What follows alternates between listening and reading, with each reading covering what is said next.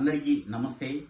జై భారత రాజ్యాంగం, జై బీసీఎస్సీ తెలంగాణ, జై బీసీఎస్సీ భారత్, జై భీమ్.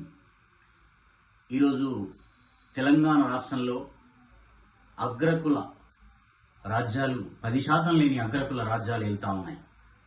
ఈ రాష్ట్రంలో 4 కోట్ల మంది బీసీఎస్సీ ప్రజలు 90% మంది ఉండగా 10% లేని వారు అధికారానికి వస్తున్నారు.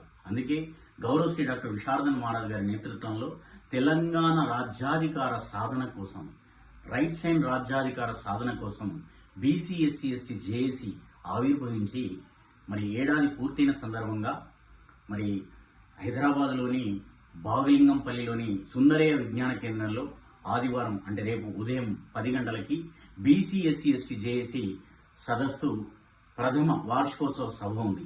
అందుకు తెలంగాణలోని అన్ని జిల్లాల నుంచి, మండలాల నుంచి, గ్రామాల నుంచి ప్రజలు, బీసీఎస్సీ ప్రజలు, అగ్రకులు, పేదలు, ఆర్ఎం అంటే రీజనల్ మైనారిటీస్, మత మైనారిటీస్ అందరూ కూడా తరలి రావాలని విజ్ఞప్తి చేస్తా ఉన్నాం.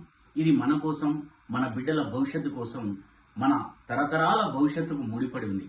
మరి గత అనేక దశాబ్దాలుగా మనం ఈ అగ్రకుల పాలకుల చేతిలో బందీ అయి మోసపోతున్నాం, బానిసలుగా బ్రతుకుతున్నాం.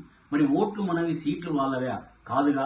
అందుకనే ఈ చైతన్యాన్ని, ఈ రాజకీయ చైతన్య రగులుతున్న రాజకీయ చైతన్యాన్ని గ్రామం వరకు, రాష్ట్రం నుంచి గ్రామం వరకు విస్తరించడానికి గౌరవశ్రీ డాక్టర్ విశారదన్ మహారాజ్ గారి నేతృత్వంలో మరి జేఏసీ ఆవిర్భవించింది. బీసీఎస్సీ జేఏసీ ఇదొక రాజకీయ భూకంపం తెలంగాణలో సృష్టించబోతున్నది.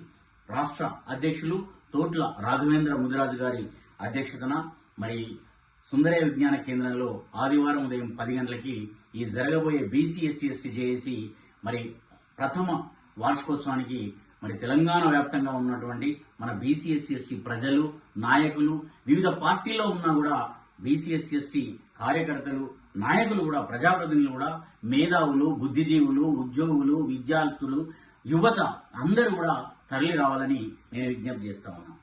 జై భీమ్.